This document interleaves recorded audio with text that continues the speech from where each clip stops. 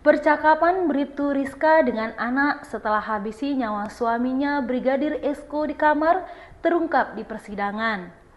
Fakta mengerikan di balik kematian Brigadir Esko di tangan istrinya sendiri, Bribtu Rizka jadi sorotan ulang. Gara-gara uang remon, Bribtu Rizka hilang akal hingga nekat menghabisi nyawa suaminya sendiri. Ternyata tindak kekerasan tersebut disaksikan langsung oleh anak korban. Jaksa menyebut anak tersebut melihat korban sudah tidak bergerak. Usai kejadian, Rizka meminta anaknya untuk tidak menceritakan peristiwa tersebut kepada siapapun.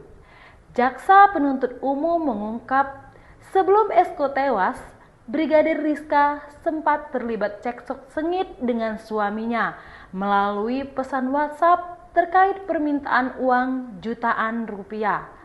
Dalam sidang pembacaan dakwaan di Pengadilan Negeri Mataram, Selasa 10 Februari 2026, Rizka disebut berulang kali menagih uang remon sebesar 10 juta rupiah sejak pagi hari.